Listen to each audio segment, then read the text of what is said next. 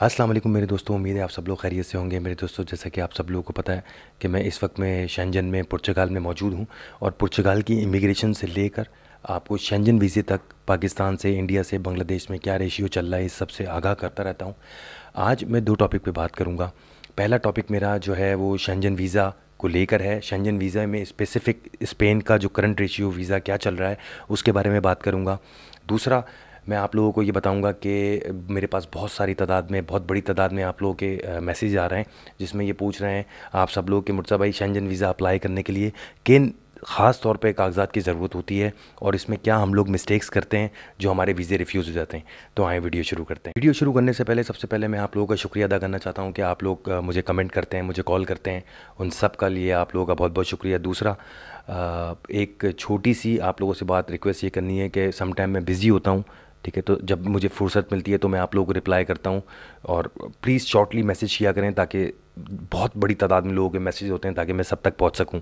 दूसरा, वीडियो की तरफ चलते हैं मेरे दोस्तों। आज जो कि मेरा आपको बताया मैंने टॉपिक है स्पेन का वीज़ा इशू के हवाले से कि इनका कितने दिन में वीज़ा इशू हो रहा है। तो उस हवाले से मैं आप लोगों को बताऊं कि आजकल जो करंट सिचुएशन है पाकिस्तान की स्पेशली, उसको देखते हुए स्पेन जितनी बड़ी तादाद में वीज़े दिए इसने 2021 में, 22 में, तो इस बार इसने 2023 में अपना हाथ तंग कर लिया है। और शायद ये वजह ये भी हो सकती है कि बहुत बड़ी तादाद में जो इन लोगों ने वीज़े दिए 21 में, 22 में, तो वो सब लोग कुछ लोग पुर्तगाल आ गए, कुछ लोग जो है वो अदर यूरोपियन कंट्री में बैठे हैं और उन्होंने जाके जो बैक स्टैम्प की इन लोगों ने मोहरें दी थी कि आप जाके अपने पासपोर्ट पे लगवाएं, तो उस हवाले से इनको वो वीज़ा रेशियो जो इन्होंने इशू किया उस हवाले से इनको रिटर्न नहीं मिल रहा।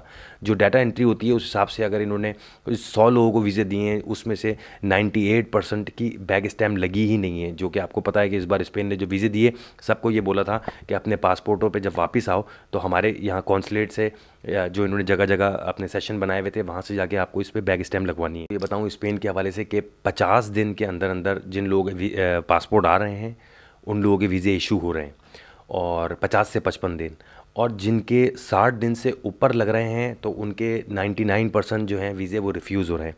अब मैं आप लोगों से बात करता हूं कि जो आप लोग मुझसे ये बात कर रहे हैं कि मुर्तज़ा भाई, हमारे तो वीज़े इशू भी हुए हुए थे, इससे पहले हमने शेंजन ट्रैवल भी किया हुआ था, उसके बावजूद भी हमें रिफ्यूज़ कर दिया गया।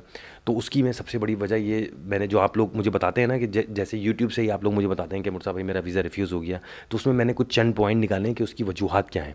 उसकी वजूहात मेरे दोस्तों ये हैं कि मिसाल के तौर पे आप जो हैं वो 1.25 लाख, 2 लाख रुपए की कहीं नौकरी कर रहे हैं, ठीक है, आपने वीज़ा अप्लाई किया स्पेन का, आपको वीज़ा ग्रांट हो गया फैमिली के साथ, आप फैमिली के साथ यहाँ पर आए, आने के बाद आप वापस चले गए। अच्छा, साल का ड्यूरेशन था, उस साल के अंदर 6 महीने नहीं गुजरे थे कि आपने पाकिस्तान के हालात देखते हुए आपको स्पेन पसंद आया और आपने बोला यार चलो हम दोबारा वीज़ा अप्लाई करते हैं और इस बार हम प्लान करेंगे सेटलमेंट का। वहाँ आपने क्या किया, 6 महीने के अंदर अंदर आपने वीज़ा दोबारा अप्लाई कर दिया।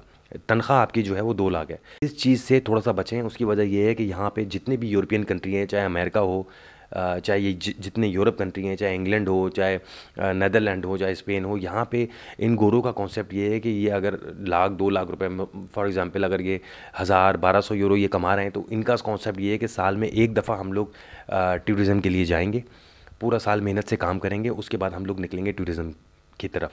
हम लोग क्या कर रहे हैं, हमारी तनख्वाहें बड़ी लिमिटेड हैं, घर में 5 5 6 6 माशाल्लाह बच्चे हैं, 2 लाख रुपए के अंदर फिर हम क्या कर रहे हैं कि दोबारा वीज़ा अप्लाई कर लेते हैं। 6 महीने नहीं गुजरते, उससे क्या होता है, वो ये सोचते हैं कि यार अभी तो ये होकर आया है, कोई इसको कुछ 6 महीने भी नहीं हुए, अभी इसने दोबारा वीज़ा अप्लाई कर दिया। तो इस बार इसका मकसद जो है ना वो भागने का है। बैंक स्टेटमेंट भी इसकी इतनी स्ट्रॉन्ग नहीं है, ये इतना अमीर कैसे हो सकता है, या तो ये किसी प्रेसिडेंट का बेटा है कि हर 3 3 4 4 6 6 महीने बाद ये टूरिज़म करेगा। तो ये चीज़ ना सेंसिबल नहीं लगती। हमेशा इसका एक एथिक है, वो एथिक ये है। अच्छा, इस चीज़ में वो लोग भी बेचारे मारे जा रहे हैं जो कि जेन्युइन ट्रैवलर हैं। हो ये रहा है कि जब भी आप वीज़ा अप्लाई करते हैं तो आप याद रख लें कि साल में अगर यूरोप का अप्लाई कर रहे हैं तो कोशिश करें कि अगर आपने इस साल ट्रैवल किया है यूरोप, तो अगली बार अगले साल आपने वीज़ा अप्लाई करना है यूरोप का, ठीक है।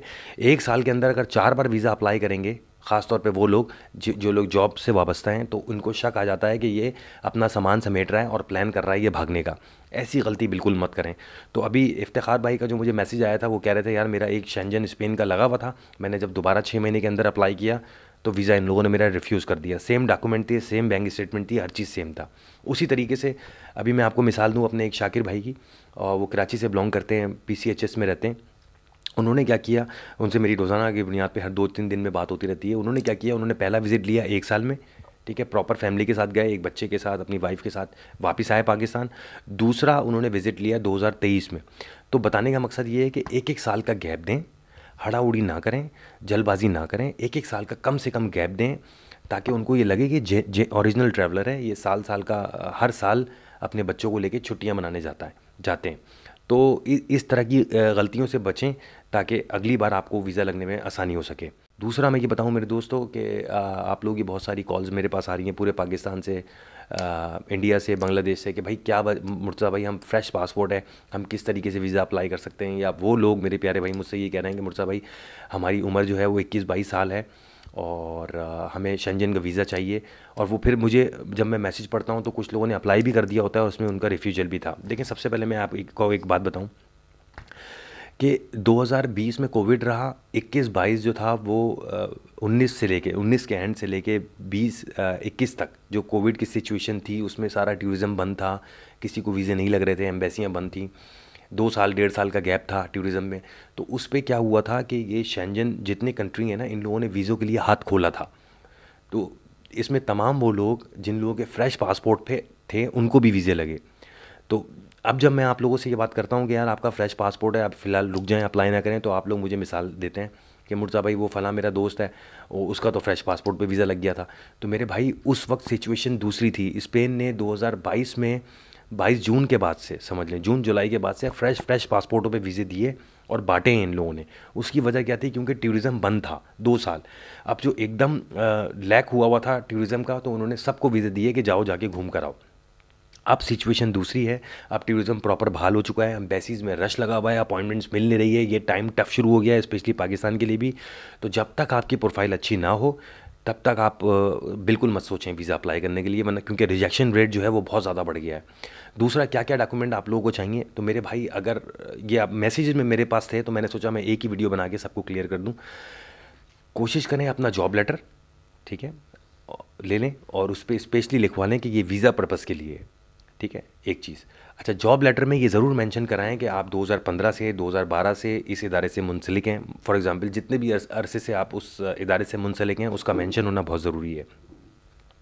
दूसरी चीज़, अगर आप जॉब करते हैं या बिज़नेस करते हैं, आपका वीज़ा रिक्वेस्ट लेटर में आपका लेटर हेड, उसमें आपने तमाम मेंशन करना है। गलती ये मत कीजिएगा कि बहुत सारे लोग जब वीज़ा रिक्वेस्ट लेटर बनाते हैं तो उसमें ये बोलते हैं कि हम आई प्रॉमिस टू गॉड, मैं कसम खाता हूँ मैं सीधा वापस आऊँगा, ठीक है। ये बिल्कुल मत लीजिएगा, ये बिल्कुल उस चीज़ की अक्कासी करता है कि चोर की दाढ़ी में तिनका। सिंपल सा वीज़ा रिक्वेस्ट लेटर बनाएं, उसमें आप बताएं उनको कि सर मैं जो फ़लाँ जगह पे जॉब कर रहा हूँ, 10 साल से मेरी जॉब है, 4 कंट्री, 5 कंट्री, 6 कंट्री में विज़िट कर चुका हूँ, कंट्रियों के नाम नीचे लिख दें। और इसमें ये भी बताएं कि आपकी जो छुट्टियां हैं वो 15 दिन की सैंक्शन हुई हैं और 10 दिन के अंदर अंदर आप अपनी कंट्री वापस आके अपनी जॉब ज्वाइन करेंगे, ठीक है। ये चीज़ें आपका बताना बहुत ज़रूरी है, बजाय इसके कि आप उसमें ये लिख दें कि मैं कसम उठा के कहता हूँ मैं 100% अपने कंट्री वापस आऊँगा, अपनी जॉब ज्वाइन करूँगा। कसम खाने की ज़रूरत नहीं है, वरना वही समझते हैं कि यकीनन इसके दिमाग में कोई चीज़ चल रही है इसीलिए ये कस्में खा रहा है। एक चीज़, क्योंकि मैंने कई वीज़ा रिक्वेस्ट लेटर लोगों ने मुझे भेजे जो जिसमें वीज़ा रिफ्यूज़ थे, उसमें उन लोगों ने ये लिखा हुआ था कि I swear to God that I will come back to my Pakistan. अगर 2 लोग अप्लाई कर रहे हैं तो कम से कम 20 से 25 लाख रुपए की आपकी बैंक स्टेटमेंट होनी चाहिए। अगर जॉब कर रहे हैं आप तो आप 2 दिखा सकते हैं अपनी स्टेटमेंट। एक वो दिखा सकते हैं जो आपकी सेविंग है, उसमें अगर मियाँ बीवी बच्चा अप्लाई कर रहा है तो 20 लाख रुपए दिखा दें कम से कम। उसमें अगर ट्रांजैक्शन आपकी नहीं भी होती, वो खाली सेविंग में आपके पड़ा हुआ है तो चल जाएगा, लेकिन अपनी सैलरी स्लिप आप लोगों को लगाना बहुत ज़रूरी है जो जॉब से आपकी आ रही है। सैलरी स्लिप के अलावा आपका जो सैलरी अकाउंट है जिसमें हर महीने वो पैसे गिरते हैं, उसकी स्टेटमेंट दिखा दें। 2 स्टेटमेंट आप आराम से दिखा सकते हैं उनको।